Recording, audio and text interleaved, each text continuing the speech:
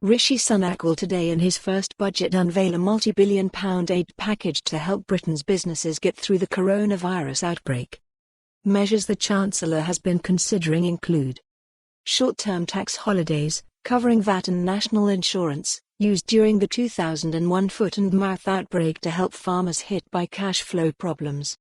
A hardship fund for employers with up to 100 staff to help recover some of the costs to their businesses, and guaranteeing bank loans for firms as well as offering loans at cheap interest rates, similar to measures introduced after the 2008 financial crisis.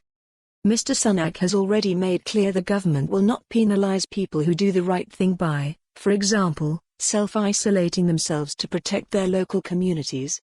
As those infected by the virus could jump significantly in the coming weeks, the Chancellor is thought to have considered the reintroduction of a statutory sick pay rebate to reimburse small businesses whose employees are off work because of the outbreak.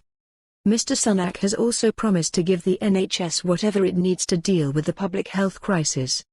Next week, emergency legislation is set to be tabled at Westminster to enable as many as 3 million volunteers to commit to helping the country's health and social care system while having their day jobs protected for up to 4 weeks.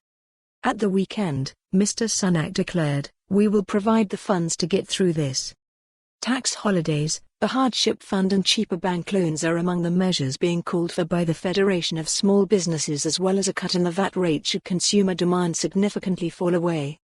Mike Cherry, the Federation's national chairman, said, "Today's budget is the Chancellor's first big test and an opportunity to show he is unequivocally on the side of the small business community at an uncertain time.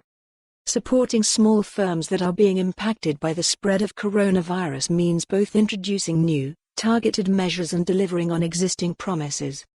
The horse has already bolted in many countries, so it's critical that the Chancellor takes action now to mitigate any future escalation of the situation here in the UK," he added.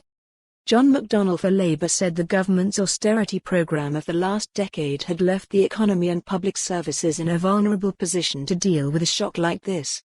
"We need urgent investment to deal with the 3 crises on our hands: coronavirus, the climate emergency, and the crisis in our public services, and our concern is that the public will naturally be disappointed as the budget fails to address these issues effectively," added the Shadow Chancellor.